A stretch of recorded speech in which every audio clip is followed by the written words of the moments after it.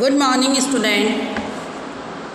आज हम 7th class में चैप्टर नंबर 5 सुवचनानी अच्छे वचन पढ़ने जा रहे हैं। ठीक है बेटा, बहुत अच्छे दोहे हैं इसके अंदर।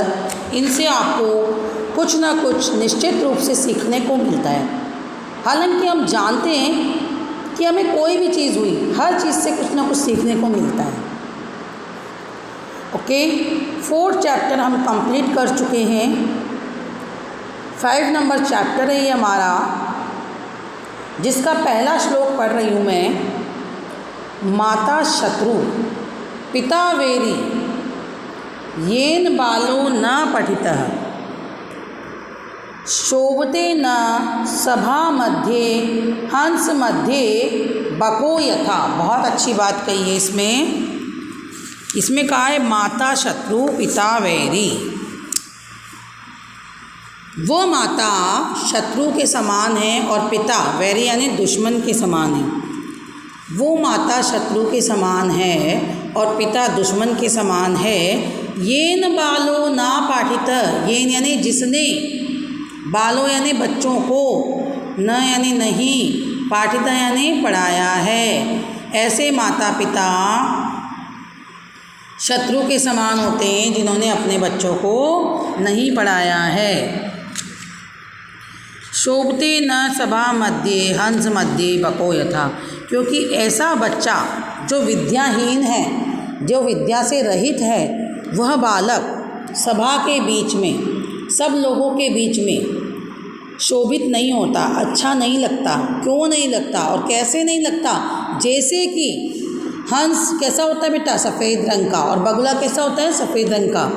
लेकिन उन दोनों में फ़र्क होता है। जिस प्रकार हंसों के ऐसा प्रतीत होता है वो बच्चा जैसे हंसों के बीच में एक बैठा हुआ बगुला है, कि हंसों के बीच में बैठा बगुला शोभायमान होता है। उसी प्रकार यानी कि जो माता पिता अपने बच्चों को नहीं पढ़ाते हैं, वो बच्चा सभा के मध्य शोभित नहीं होता, और होता है तो ऐसा लगता है जैसे हंसों के बीच में कौन बैठा है? बगुला बैठा हुआ है। तो प्रत्येक माता पिता को चाहिए कि वो अपने बालक बालिकाओं को पढ़ाएं, अपने बच्चों को पढ़ाएं, क्योंकि वो माता पिता शत्रु और दुश्मन के समान प्रतीत होते हैं, बताए जाते हैं। ठीक है, दोबारा बता रही हूँ। ऐसे माता पिता शत्रु और दुश्मन के समान होते हैं जो अपने बच्चों को नहीं पढ़ाते हैं, क्योंकि विद्या से रहित बच्चा या विद्या से रहित व्यक्ति साक्षात पशु के समान होता है। तो वो सभा के मध्य में या सभा के बीच में उसी प्रकार शोभित होता है जैसे कि हंसों के बीच में एक बगला शोभित होता है। ठीक है बेटा, क्लियर हो गया होगा। 2nd श्लोक पढ़ा रही हूँ मैं आपको। आलसस्य कुतो विद्या अविद्याया कुतो धनम अधनस्य कुतो मित्रम अमित्रस्य कुतः सुखम। देखो कितनी अच्छी बात कही है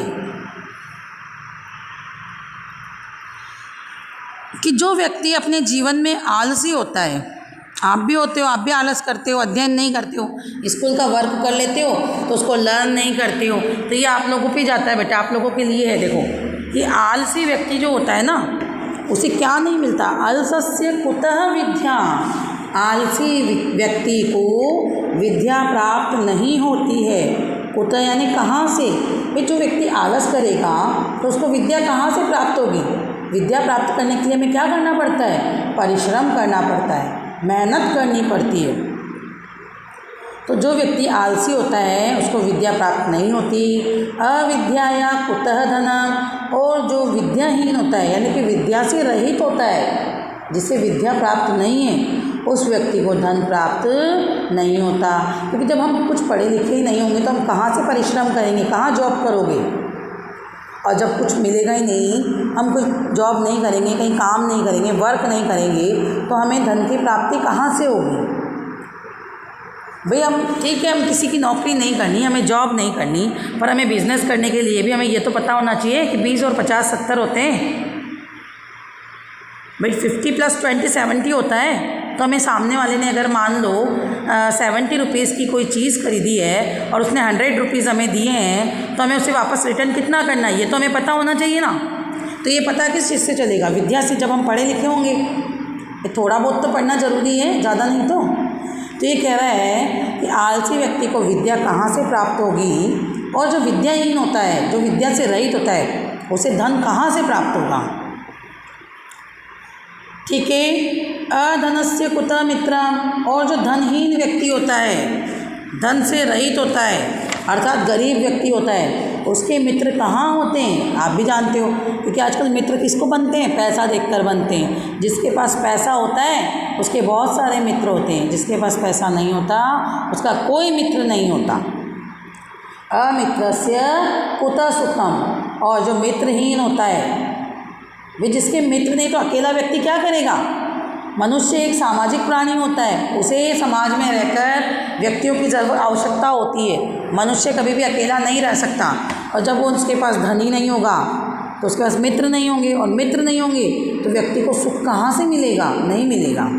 दोबारा बता रही हूँ, ये कहा गया है आलसी व्यक्ति को विद्या प्राप्त नहीं होती, और जिसके पास विद्या नहीं होती है, विद्याहीन होता है, विद्या से रहित होता है, ऐसे व्यक्ति को धन प्राप्त नहीं होता है।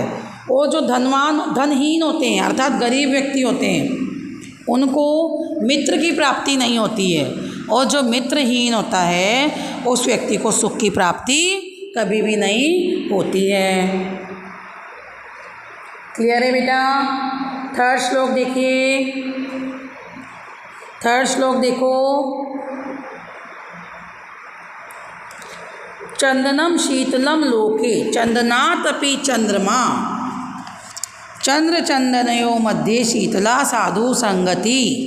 कितनी अच्छी बात कही है कि संसार में, लोके यानी संसार में, चंदनम शीतलम, चंदन शीतल होता है, ठंडा होता है। चंदन कैसा होता है? संसार के अंदर शीतल होता है, ठंडा होता है। चंद्रमा चंदनात अपि चंद्रमा, और जो चंद्रमा होता है ना, वो चंदनात यानी चंदन से भी अधिक शीतल होता है, अधिक ठंडा होता है। संसार में चंदन ठंडा होता है, लेकिन चंद्रमा क्या होता है? वो चंदन से भी अधिक ठंडा शीतल होता है। चंदनयो मध्य शीतला साधु संगति। लेकिन क्या कहा गया है? और चंद्रमा और चंदन दोनों के बीच की जो शीतलता है, ठंडक है, उससे भी अधिक सज्जन लोगों की या साधु व्यक्ति की संगति कैसी होती है? शीतल होती है, मधुर होती है, ठंडी होती है। कहा गया है कि इस संसार में सबसे ठंडा क्या होता है? चंदन के वृक्ष होते हैं, उससे हमें शीतलता प्रदान होती है, प्राप्त होती है। और चंदन से भी ज़्यादा शीतल क्या बताया गया है? चंद्रमा। चंद्रमा को चंदन से भी अधिक शीतल बताया। लेकिन क्या कहा है कवि ने कि इन दोनों से भी अधिक शीतल क्या है? इन दोनों के जो बीच की शीतलता है, उससे भी अधिक शीतलता किससे होती है? सज्जन लोग, अच्छे व्यक्ति की मित्रता से, साधु व्यक्ति की संगति से शीतलता प्रदान होती है। क्लियर? फोर्थ श्लोक देखें आप। उद्यमेन ही सिद्ध्यन्ति कार्याणि न मनोरथे, ना ही सुप्तस्य सिंहस्य प्रविशन्ति मुखे मृगा। बहुत अच्छा श्लोक है। कवि ने आपको फिर बता रहा है कि उद्यमेन ही सिद्ध्यन्ति, उद्यमेन यानी परिश्रम से ही, सिद्ध्यन्ति यानी सिद्ध होते हैं। क्या चीज़? कार्याणि, कार्य, न यानी नहीं, मनोरथ यानी मन की इच्छा। प्रत्येक कार्य हमारे जीवन में परिश्रम करने से ही सिद्ध होते हैं, पूरे होते हैं। केवल मन में विचार करने से नहीं, मन की इच्छा से नहीं, सोचने से नहीं होते हैं। कैसे? ना ही सुप्तस्य सिंहस्य प्रविशन्ति मुखे मृगा, कि सोते हुए शेर के मुंह में हिरण स्वयं प्रवेश नहीं करता। अर्थात मेरी बात सुनो बेटा, इसमें कवि ये कह रहा है कि हम कोई भी कार्य को करें, उसकी सिद्ध वो कार्य पूरा कब होगा? जब हम परिश्रम से करेंगे, मेहनत से करेंगे, लगन से करेंगे। आप एग्ज़ाम देते हो, पढ़ाई करते हो, लेकिन आप लगन से, मेहनत से पढ़ते हो तो आप क्लास में टॉप भी कर जाते हो, करते हो ना, फर्स्ट रैंक भी आ जाती है। ऐसा तो नहीं कि बच्चा फ़ेल होता है, क्लास में सभी बच्चे पास होते हैं, कुछ बच्चा फेल भी होता है। किसी के 100 में से 100 नंबर होते हैं तो किसी के 100 में से 30 भी होते हैं, 36 भी होते हैं, 40 भी होते हैं। तो वो जिसके 100 में से 100 आए हैं वो कहीं से आया? अपनी मेहनत से आया, क्योंकि उसने परिश्रम किया, दिन और रात लगन से पढ़ाई की। तो कवि यही कहना चाह रहा है कि जो भी कार्य हम करें वो परिश्रम से करें तो वो कार्य सिद्ध होता है। केवल मन में सोचने से नहीं। आप भगवान के आगे जाके खड़े हो जाओ, हे भगवान जी मुझे फर्स्ट डिवीज़न पास कर देना, तो भगवान थोड़ी लिखेंगे हमारी कॉपी में। भगवान हमारे को एक शक्ति देते हैं, सहारा देते हैं, मेहनत हमें स्वयं को करनी होती है।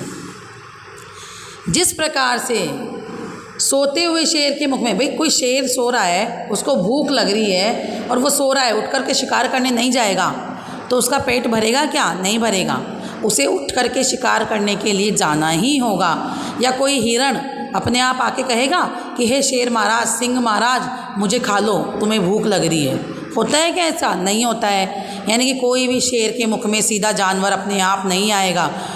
आप आम के पेड़ के नीचे लेटे रहो, उदाहरण के तौर पे बता रही हूँ, आम के पेड़ के नीचे लेटे रहो और ऊपर देखते रहो कि अब आम गिरे, मुंह खोल करके अब आम मेरे मुंह में आएगा, अब आम मेरे मुंह में आएगा, तो आएगा क्या?